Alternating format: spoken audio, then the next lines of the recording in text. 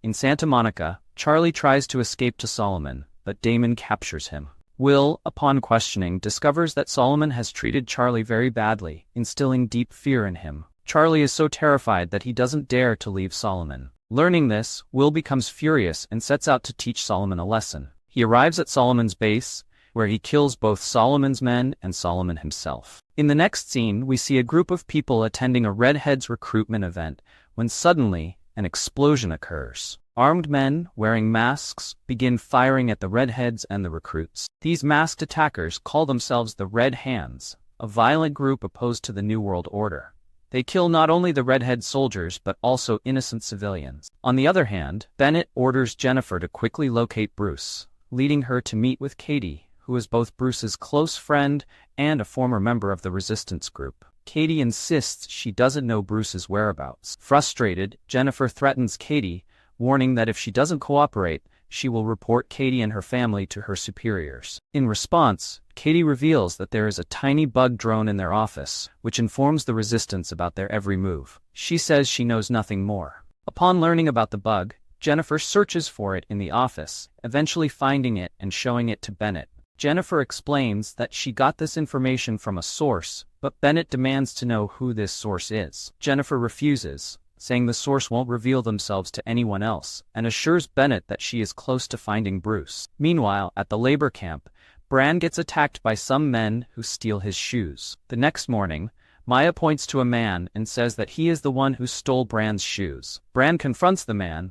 but instead of returning the shoes, the man starts beating Bran. Snyder arrives just in time to stop the fight, and Bran realizes that Maya had lied to him, but he still can't figure out why she would deceive him like that.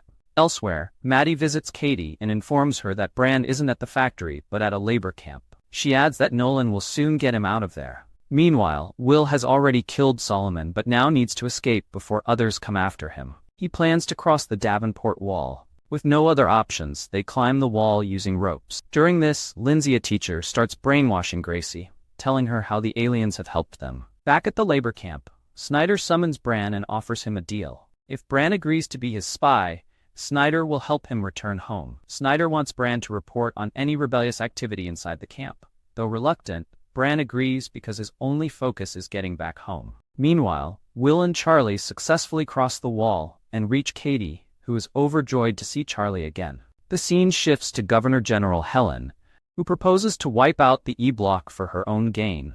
However, many oppose her plan, primarily due to Nolan's interference. Helen's goal is to control several blocks at once, but her proposal doesn't go through. Next, we see the Brown family. Gracie is thrilled that Charlie has returned, but when Katie informs Will that Bran has been arrested and is in the labor camp, Will becomes furious. He blames Katie for supporting the resistance and lying about Bruce. As they argue, unbeknownst to them, Jennifer is watching them through hidden cameras. Unable to find Bruce, Bennett assigns a new officer named Bob to the case. Bob quickly starts questioning Jennifer, and it becomes clear that she is inexperienced. Bennett grows suspicious of her and decides to transfer Jennifer to another post, effectively demoting her. Before leaving, Jennifer deletes all data related to the Brown family from the system.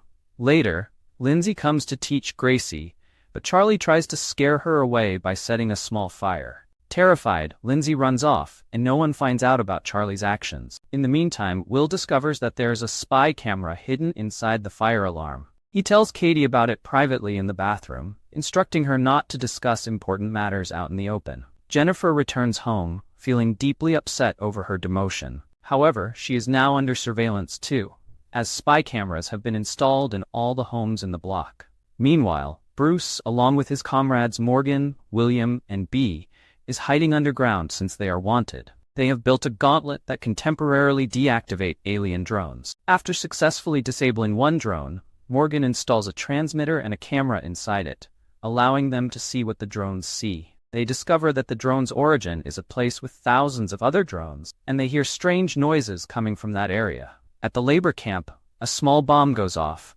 clear evidence of an uprising. The instigators of the explosion must be captured, and Snyder and the warden are determined to do so. The explosion causes minimal damage, but the rebellion has officially begun. Will, meanwhile, informs Katie that their home is under surveillance. So, we can't keep talking outside like this anymore. It means that whoever is watching us through the cameras already knows that I've returned. This complicates things even further. Now I'll have to rejoin the Red Hands. There's a lot of risk involved in this, but the ones monitoring us through the cameras can catch me if they really want to. Before I make my next move, I need to speak with Jennifer. Bill turns to Katie, his expression hardening as he plans his next steps. Katie looks worried, but she knows there's no other option left. Bill gathers his things, nods at Katie, and walks out. He's heading straight to the Red Hand's office. As soon as he steps foot in their headquarters, they immediately detain him, pulling him into a cold, dimly lit room. There's no time for questions as they tie his hands and throw him into a chair. Meanwhile, at the labor camp, Warden is desperately trying to find out who was responsible for the bomb blast. He lines up all the labor camp workers under the scorching sun, making them stand in exhaustion and heat. Among them is Brian. The guards walk down the line, hitting anyone who doesn't stand straight or dares to speak. When one guard reaches Brian, he raises his baton to strike, but suddenly Snyder appears and stops him. "You don't need to beat him," Snyder says firmly, his voice cutting through the tension. "I'll find out in my own way." Warden looks frustrated but steps back, letting Snyder take over. Snyder pulls Brian aside, speaking to him quietly but sternly. "You need to find out who planted that bomb and why. If you help me, I promise I'll make sure you're reunited with your family. But I need answers, Brian. Fast." Brian doesn't have much of a choice. He nods slowly, knowing that the stakes are high. Elsewhere, Bennett arrives to personally interrogate Will. There's tension in the air as the two sit across from each other. Will remains calm, saying only one thing: "I can help you find Bruce." His words make Bennett pause. After a moment of consideration, Bennett decides to give Will his badge and gun back. "All right," Bennett says, "but from now on, you'll be working with Bob. I want results." Will takes his badge and gun, feeling the weight of the responsibility. Partnered with Bob, they start their investigation. Will immediately asks Bob about Jennifer, but Bob just shrugs. "I don't know anyone by that name," he says dismissively. "Since I got here, I haven't met anyone with that name." The frustration grows within Will, but he knows he has to keep moving forward. Back at the camp, Brian realizes something. Maya had orchestrated the earlier attack on him to test whether Snyder would come to his rescue or not, and Snyder did exactly that, which confirmed to Maya that Snyder trusted Brian. Brian approaches Maya, confronting her directly. "I'm not the only one with secrets," he says coldly. "You have some too. I know you had a hand in that bomb blast, and you know exactly who was behind it." Maya remains calm but doesn't deny it. Brian continues, "I want to help you. But for that, I'll need to tell Snyder who was behind the bombing. He trusts me, and I'm willing to take the risk." After a long pause, Maya gestures towards two men standing nearby. "Give Snyder their names," she says. "Tell him they were the ones who planted the bomb while trying to escape the prison. They failed, and now they've paid the price." Brian does exactly as Maya instructed. The moment Warden learns that two men were responsible for the bombing, he doesn't waste any time. In front of everyone, he has both of them shot dead, sending a chilling message to the rest of the camp. Meanwhile, Will continues his desperate search for Jennifer, but no matter where he looks, there's no sign of her. This leads to an argument between him and Bob, but Bob remains stubborn, refusing to share any information. Bob is a difficult man, withholding more than he reveals, which only adds to Will's frustrations. While Will struggles with his search, a shocking event occurs at the Red Hand's office, another bomb blast. This time, the explosion is devastating, killing many people. The Red Hands are clearly moving forward with their agenda, showing no regard for the lives lost. Their mission is moving forward, faster and more recklessly than ever. What's more shocking is that Maya is part of the Red Hands group. She introduces Brian to one of her associates, solidifying his involvement in their cause. Brian, now more determined than ever, shares some crucial information with Maya. "Snyder mentioned something about a big shipment," he says. "I don't know exactly what it is, but it's something huge." At the same time, Katie goes to see Maddie, desperate for any news about Brian. She needs to know if he's still alive. To reassure her, Maddie shows her the population classification data, which lists Brian's name in the labor camp column. This data not only reveals Brian's current status, but also provides information on the whereabouts of all the camp workers. The data was given to Maddie by Nolan. Satisfied that Brian is still alive, Katie does something unexpected. While Maddie isn't looking, Katie copies the data onto a pen drive, stealing it.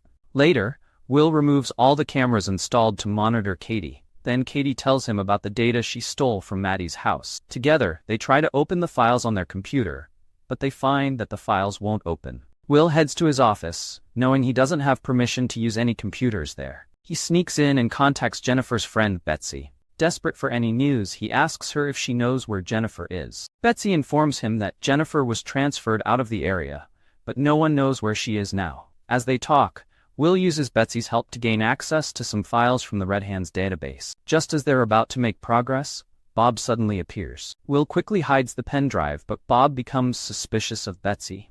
Before long, Bob reports Betsy, and just like Jennifer, she is transferred out, disappearing without a trace. Back at the labor camp, Nolan arrives for an inspection. Since this block is under his jurisdiction as deputy proxy, he has the authority to conduct a thorough review. Snyder greets Nolan warmly, preparing to show him everything. Maddie also comes along, hoping to get a chance to speak with Brian. When she does meet Brian, she tries to reassure him. "We're doing everything we can to get you out," she says. But Brian isn't convinced. His anger boils over, and he storms off, frustrated by the lack of real progress. Meanwhile, Nolan and Snyder's conversation reveals something significant. Nolan is there to inspect a special shipment sent by the Global Authority.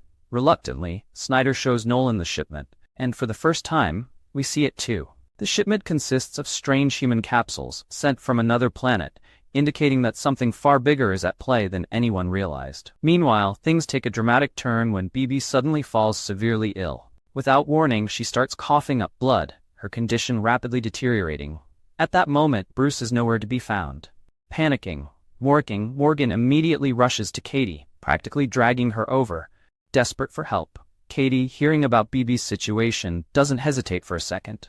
She quickly agrees to go with Morgan to see her. When they reach Bibi, Katie's heart sinks. One look at her, and she knows things are far worse than she had imagined.